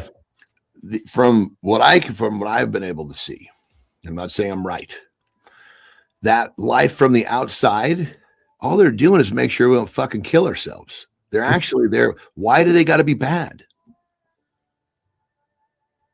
It's a legitimate question. Yeah, it's like when you know, the whole idea, oh, it's a ghost. Well, why is that ghost got to be bad? Maybe he was coming to fucking help you. There's just an automatic assumption that it's got to be bad. Well, that's my point. Yeah. And that's the inside the box that we've been bred to. I mean, again, the thing that I saw was really fucking interesting. It was, to me, I was like, holy shit, it takes my thought and really cements it. And these were like high level ex-government officials that were being interviewed and talking about like that were dark, and because their other colleagues that had talked about it had gone missing. They're like, you know, when we were testing nuclear fucking weapons, these things were being snatched out of the fucking sky by unidentified objects. Yes. Because as far as they knew, we were going to fucking blow our they're like, we can't let these fucking underdeveloped idiots destroy this fucking wonderful planet. We have to watch them. It's like a fucking babysitter is what I see. 100%. Well, so now so we had a whistleblower on our show a couple weeks ago. I love the term whistleblower. Well, there's a CIA whistleblower. Jimmy, let's run this clip. That I remember 23andMe, that DNA registry service. I don't know if you're familiar with that. There was a company to California collecting DNA for folks, so you can see your ancestry. Well, they have a company like that where you can send your shit off and look back where you're from. Yeah, it was called 20. Apparently, the CIA is scrolling 23andMe like Tinder, swiping for alien DNA. No proof, but it's a perfect reminder. Your data isn't just for fun. Right, 23andMe didn't even exist when that CIA guy supposedly did it. But the real story is scarier. Your genetic data can be sold, subpoenaed, leaked. So maybe the Nordic aliens aren't real, but data brokers are. Before you mail your spit, ask, who owns it, who accesses it, and can you delete it? You're right. This dude was mining this 23andMe website, their data, looking for aliens living amongst us, like the alien hybrid situation. And they were even alleging that there are Nordics described as tall blonde aliens living in Colorado mountain towns. Well, you remember even in fucking, you know, Men in Black, there were all sorts of fucking aliens living amongst us that had no interest in doing anything other than living their lives. That's it. Yeah, absolutely. Good morning, lesbian space cadets. We look like we didn't emotionally mature past year 6. Awesome. I love that. Welcome to the show we call Mornings in the Lab with Keith, John, and friends. That's fucking great, dude. Yeah. Lesbians, the name of lesbian space cadet is going to make a statement like that. I know. Good shit, man. Good shit. The fear of the unknown is what Lauren's talking about. I'm with you. Speaking of the fear of the unknown, you're going to love this one. I meant to put this one with Brianna Bassler this week, man. Get this one. So you'll love this because this is just men at work here. Johnny, sexual arousal tunnel vision. Aroused men, we miss rejection cues almost 30% of the time. Jimmy. You optimize sleep, training, and decisions, but your brain has a blind spot nobody talks about. And it kicks in at the worst possible time. 4 pre-registered studies just No, confirmed go, Jimmy. aroused men miss rejection cues 20 to 30% more often. It's a real perceptual deficit. This isn't a character flaw. It's a known state with a known fix. Train the pause. This really is that men, when we're interested in females, we reject their cues 20 to 30% of the time. Like, it's like we don't even fucking see it. Well, think of it like this, like when that it totally makes sense. Yeah. So like my pit bull Midas. Yes. Right? Before I got the female fucking spayed. Yes. Oh, dude. When she went into heat, he missed 100%. Yeah. Yeah. Well, because it's like there's that thing, you know, like and he would just beat the shit out of her. Like because if we weren't separating them, and it wasn't like a gentle thing. I mean, he was beating her up, and he's a big, strong dog. He's probably 30-40% of what he is in terms of like stature. Yeah. And we could literally pull him off. And, you know, in the beginning, we were pulling him off, giving him a swat to the butt, like he's going to learn. Yeah. Dude, Yeah. He's not even looking at us. He's like looking between our legs. Like, how do I get back to her? Yes. He couldn't see her cues. He couldn't see our cues. It was just straight up. But that's like a extreme version of what we're talking about. Well, yeah, especially being a dog. And when you're a kid, think about it. When you're a kid, you know, you're in the fucking drive-in, right? You're fucking kissing, and your hands start fucking working its way down. Then she grabs it and pulls it back up. Yes. And then what do? You just start over, but go a little slower. Yes. Yes. That's the whole fucking thing. I mean, we all lived it. Oh, you mean at night when I'm sleeping with my wife and I'm wanting to move my hand because I just love touching my wife and I'm like moving my hand and she's like, no, I'm trying to go to sleep. I'm like, okay. Oh, you mean you're not picking up my cue right now? No, I want to go to sleep. Okay. I think this is the same thing, Johnny, is what we're talking about, right? So, hey, one last thing before I got a couple things quick before you go here. I've talked to you about this on the show in the past. Neuralink, Elon's companies implanting chips in people's brains that are paralyzed or blind. Well, man. Yeah, that was crazy shit, dude. Dude, it's progressing. Check this out. Jimmy, run this clip, man. Neuralink's got 26 plus paralyzed patients controlling computers with thoughts, and one's hitting mouse level speed. That's not hype. That's a new era. A paralyzed guy beating healthy mouse users is a plot twist. But real question, what happens when disabled doesn't mean disconnected anymore? This tech could restore independence, ALS, stroke, injury. It's still investigational, but the trajectory is clear. Thoughts are becoming inputs. About a minute. It's pretty fascinating. Pretty fascinating. It's like almost beyond the part of understanding. Well, it's like the Bionic Man that we grew up with, Lee Majors. It's really what it is, right? Telling the brain, here's your misfire. You know, let's fill in these gaps. It's just it's almost like a computer version of a peptide. I was just gonna. Dude, you took the words out of my mouth. It's like the messengers. It's exact same thing to me. That's how I equate it, actually. That's exactly how I equated it in my head, because as you taught me the messaging system of peptides, I was like, okay, it's the same thing, actually. Yeah, I mean, it's just very, very different. Same, you know, the outcome is supposed to be the same, but a very, very different process. Fucking crazy. Yeah. Hey, you got some vintage Jimmy for us. What do we got here this morning? Oh, yes. What is that? So remember Columbia House? Box. No, it's Columbia House. Remember, you can buy 100 cassettes or 100 albums. Oh yeah. That was in the magazines. Dude, what was that business model all about, though? When you think about it, we're gonna send you 100. It was about people not following through. That's what it was. Yes. Yeah, because we'll send you, and if you don't like it, send it back. Nobody's sending that back. No, nobody sent it back. It was the early stages of people of these companies realizing these are lazy motherfuckers. Yes. Let's give them a really good option. I mean, if you had the fucking nuts to send the stuff back, you just only got the shit that you wanted, which would be really cool. Yeah. But God damn it, think about how many times someone I mean, I've been victim to it with like years ago with a fucking Netflix thing. I paid for that thing forever. Never. Oh shit, yeah. Well, how many subscriptions do we all have that are $3 here or $2 here that like, oh, I got to cancel this. Then the year goes by, like, holy fuck, I didn't cancel this, and I'm out $36. Not a big deal. $36 times 1,000 people that didn't cancel. It's a lot of money for the company that did it. Dude. Oh yeah. You know, but and that's the new hustle, as I understand it, is they don't steal enough that you even see. They'll get you like with a $3 reoccurring. Bingo. Yep. It's exactly. And then even if you reckon this is bullshit, you still got to fucking call and deal with all the stuff to get it fucking turned off. Is a fuck it. I'll just pay the $3. Well, that's exactly it. It's going to cost me $36 this year. It's going to take me 5 hours to get this removed. Yeah. No, thank you. That's why, because unless you have somebody that takes care of your credit. Yes. Hey, because I have someone watch over my credit. Actually, not anymore. I did, because now my credit, what I do now is I lock it. Yeah. So if I'm going to use my credit, I unlock it. I say, I'll unlock, you got an hour.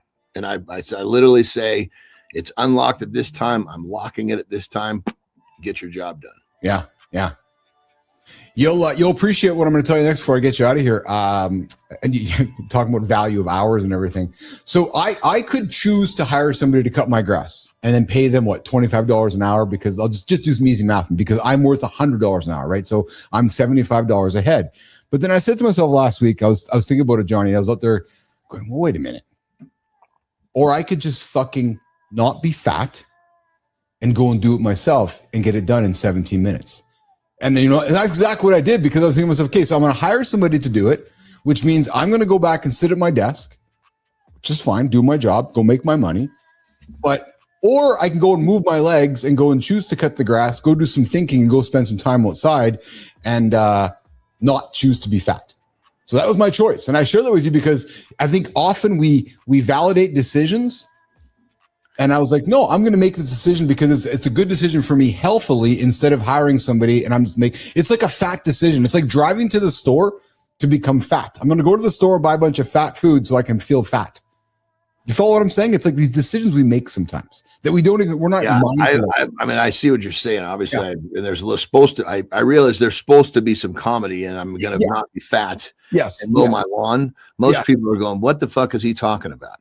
Yeah. Because we're going to go, like 100%. But no, I just mean, because you could say lazy, that would be more understandable for most. Yes. Yeah. But I mean, I guess to a certain extent, there's I still connect interest to this stuff. Well, so do I. But I have a high interest in out work. Just kind of, it was something I really enjoyed, to go poke around in my yard and do that. I don't have the same level of interest in that anymore. So I'm happy to fucking pay the $400 a month. Those fuckers come every 2 weeks and do it for me. Well, but it's funny, because I'm glad you said that, because I have intentionally been using my time as thinking time. So when I'm cutting the grass, I'm like, okay, I'm going to use this time to solve a few problems in my brain that when I'm at my desk or I'm in the house in business meetings, I don't have time to think about it. So I'm like, okay, I can be outside and I can use some thinking time. So whether it's interest, I'm with you. Do I have the greatest interest cutting my grass? No.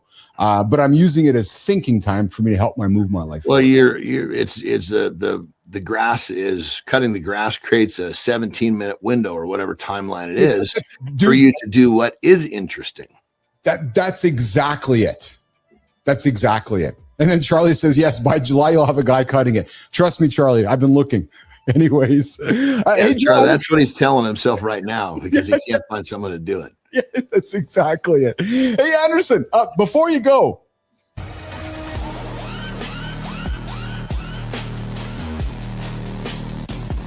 Hey, John, before you go, this X post is wild. Dude's folded in half in a photo, like he's trying to mail himself in a shoebox. 2 pics, same energy. Human pretzel, no sauce. He's smiling too, like this is just a normal Tuesday stretch. Caption's basically educational porn. It's rare, 2 to 3 in 1,000 men. Congrats, buddy. You're a limited edition mistake. And it lists the requirements: insane flexibility, flat stomach, perfect anatomy. Replies are dying laughing, but also a suspicious amount of how do I start? So, yoga, genetics, and zero shame. Hey, John, be honest. Why are you zooming in like you're checking form?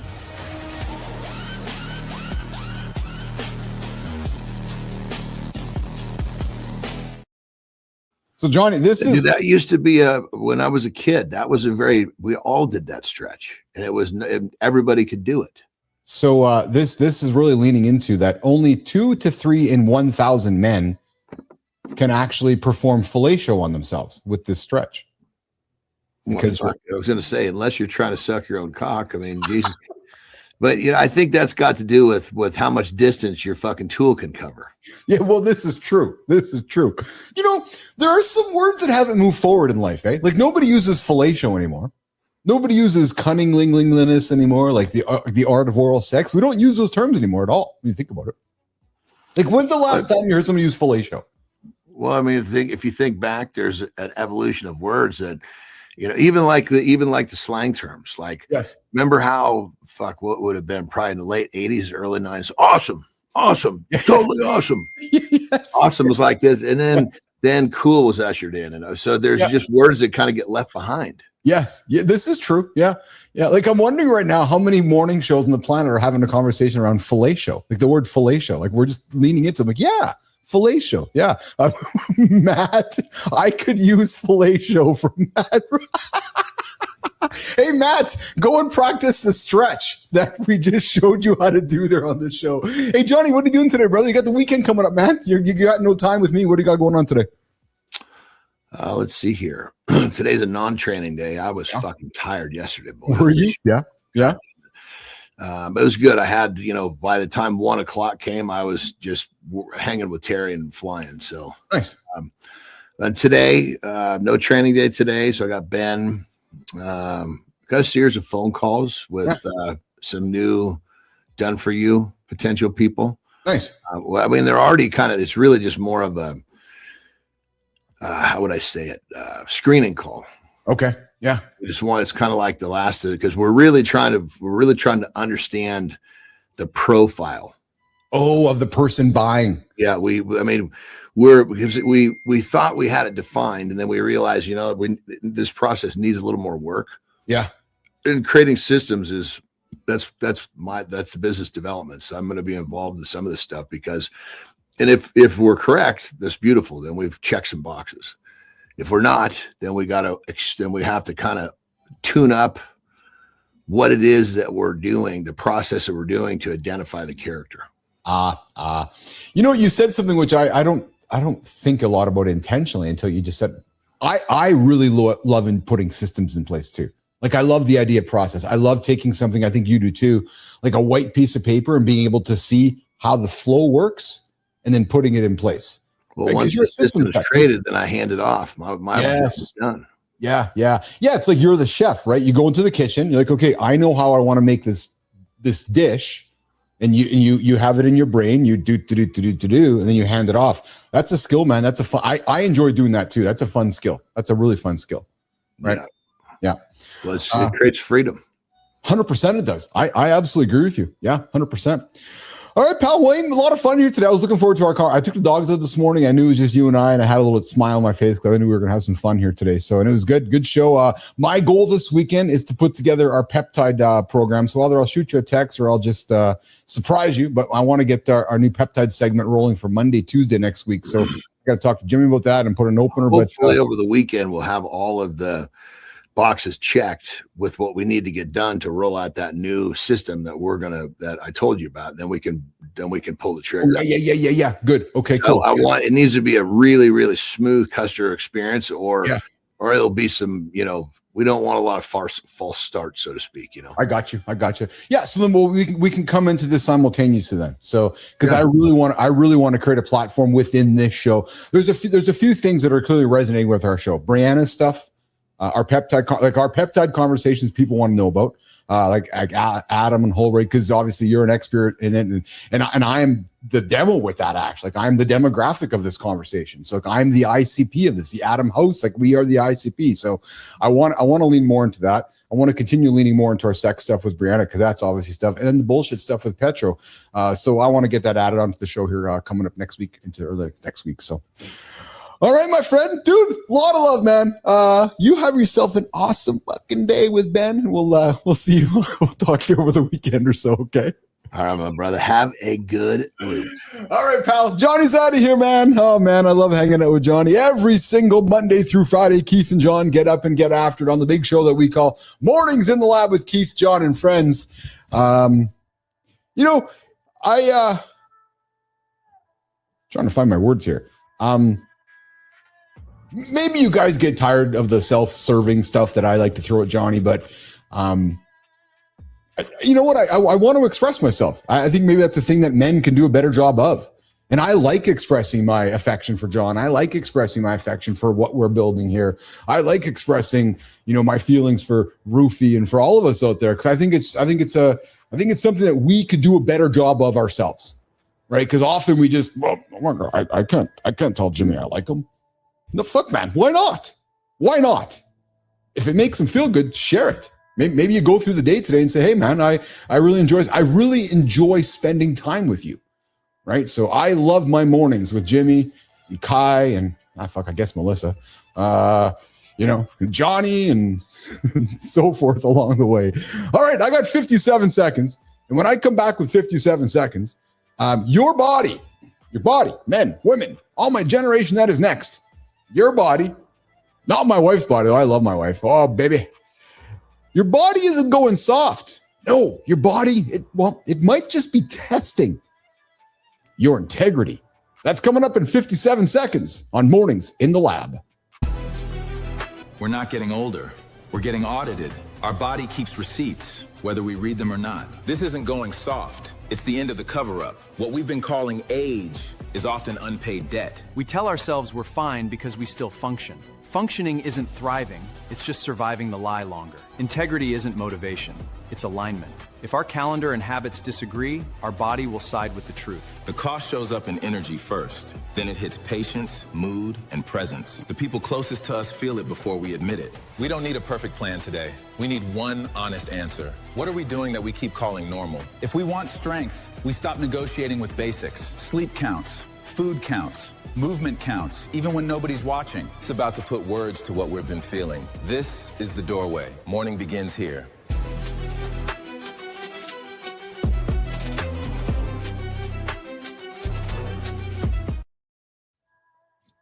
Your body is not going soft. No, it's testing your integrity. And that is how I see the age that we are all in right now, that middle-aged part. Well, except for Rico and Dwayne, they're past this part. Now they're over there. They're on the other side of the hill. But for all of us in the generation that we call next, at 25, your body lets you get away with these lies that we have, right? We're okay with the bad sleep. We're okay with the garbage food. We're okay with the stress, the ego, maybe too much alcohol, maybe too little movement, maybe too much anger, or maybe also that too much, I'll just deal with it later. But then somehow, in our 20s, we learn how to function. Remember that, Roofy? I'm fine. You just get up, you figure it out, you bounce back, and then you pretend there are no consequences. And the reality is we it's fine. For a while, the body just plays along with it. Then you hit your 40s. Oh, man.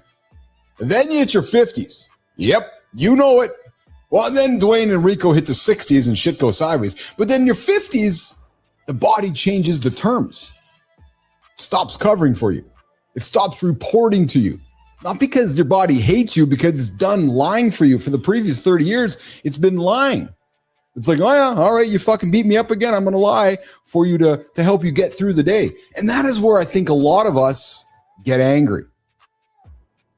Men like you and me might say, I'm just getting soft. Age is catching up. My body is just betraying me right now, left and right, just betraying me all over the planet. But maybe, how about this? Maybe the body is not betraying you. You think, what? But Keith, it is. No, maybe it's not. Maybe it's the body finally telling you the truth. Maybe it's saying that you cannot keep ignoring me and expect loyalty. Maybe it's saying, hey, dude, check your license. You're not 20 anymore. You cannot keep feeding me the stress and calling it ambition. I'm done with that. And hey, mister, hey, missus, please don't keep sleeping like a teenager and leading me like An adult? No, it's a contradiction there. You cannot just keep carrying all this resentment and wonder why you feel heavy. And hey, mister, you can't keep treating movement like punishment and rest like weakness, because it doesn't work that way either. That is not software. That is feedback from your body. And that feedback is useful if you are willing to listen to it. But the problem is, we often turn the body changes into shame. Yep. What do we do, man? What do we do, man? You know it. We hide. We joke. We put the big t-shirts on. We don't look in the mirror. I live in a house full of mirrors. We avoid the doctor. We avoid the blood work. We avoid the hard conversations with ourselves. Or what we often do is we might swing the other way. Maybe we panic. Maybe we overcorrect. Maybe we turn health into this massive vanity project chasing the old body as if we were in 20s anymore. You're not. That old strength is gone. That old ego is gone. The old version of yourself that could survive abuse and still look fine, well, nah. That middle age is not asking you to become 25 again. No. I've been going through this. It's asking you to become honest. Look at your license. That is how old you are. It's very different because it forces you to be honest about, well, what you're eating. I know I'm putting out some facts for you guys right now going, fuck, is he talking about what I'm eating right now? I am. Yep, I am. And if you're making a decision right now about what you're eating, maybe it's time to put it down. Maybe it's being honest about how you sleep. You're like, oh, fuck, he's talking about my sleep right now. I didn't sleep very well last night. Yep, it's time to go to bed earlier. Maybe it's honest about what that stress is doing to you. You got some extra gray hair on your face? Yep, cortisol. Maybe it's being honest about how much or how little you actually move. Or maybe it's being honest about what you are carrying emotionally. Guys, it's your life speaking physically to you. And that is why I say it's actually testing your integrity. Because your integrity, I'm putting it on the table right now. That integrity means alignment. Because what you say matters. And what you actually do matters even more. You say health matters, but you don't fucking do anything about it? What the heck? Just lost all my words there, guys. Yeah, Jimmy, Kai, I'm not sure what you guys just did here with my words, but I just lost them all.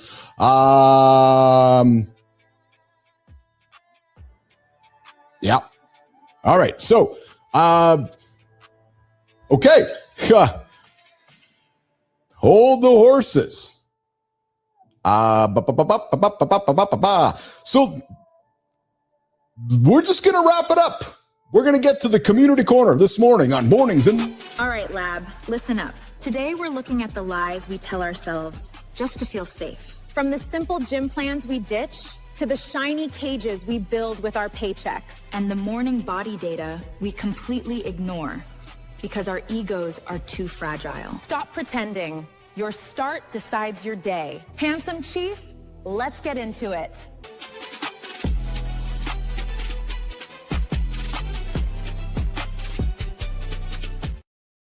Hey guys, you guys can't change things in the platform when I'm on it because it affects what I'm working on here. So just a heads up there, team. We can't be doing that because you messed up my entire segment that we just got after here. So, all right, let's get into the community corner this morning on Mornings and Live with Keith, John, and friends. It's Maya is introducing the segment this morning, which is heck with it. Let's just wrap it up. No, I'm kind of lost it here. All right, so listen, let's go here, guys. Let's go here. All right, so we're going to wrap up the show here this morning, Nation. I kind of got thrown off by that whole thing. It messed me completely up here. All right, so let's go back to the bottom of the thing here. Guys, big week, big show. Yep, 100%. We had a lot of fun guests on the show here today. We had coming up earlier this week, we had yeah, okay, awesome. So So team, another thing hey, we're doing some live coaching on the air here, guys. We can't be doing our outros before the show is done. I know we've been kind of doing that in advance and it's not working because it's not relating to anything that we talked about this morning on the show that we call Mornings in the Lab with Keith, John, and Friends. It is completely disconnected from the entire show here this morning. So we're not going to want to do that in the future, guys. We're going to want to do that along the way. So Nation, thanks for hanging out this week. Just Maddie. Yeah, just say fellatio. Just say fellatio. That works. It's the word that we don't use anymore. Why don't we use the word? I don't know. It's kind of gone out of the vocabulary. Guys, what a wonderful week we've had on the show that we call Mornings in the Lab with Keith, John, and Friends. Guys, come catch up with us every single Monday through Friday, 8 o'clock live. But of course, it gets started, the network. It starts at 7:30 with Matt Roof. He gets up 7:30, Kindness Rising. What are you going to talk about with Matt? You never know. He's talking current events. He's talking things to get you out of bed. He's giving you provocative things to think about. He's always putting something on the table, which makes you get up and go, So tune in with Maddie, 7:30. He's getting up with us every single day on the network. Of course, myself and John. Tuesdays, we got Sarah Barnes-Humphrey. Wednesdays, we got Cheryl Whitaker. Thursdays, we got Jason Hewlett. And next week, we got What the Truck and House of Bricks back on the network. So, guys, I invite you to tune in with us and go tune into some of the shows that we had on the network all week. On behalf of the entire team here in the lab that we call Mornings in the Lab, I'm the host, the Handsome Chief. Yes, we'll see you guys in 70 some odd hours on Monday. We call Mornings in the Lab. Hold right. Have a good weekend, brother. We'll see you guys. Have a good one, guys. Have a good one. Ciao. I'm out of here.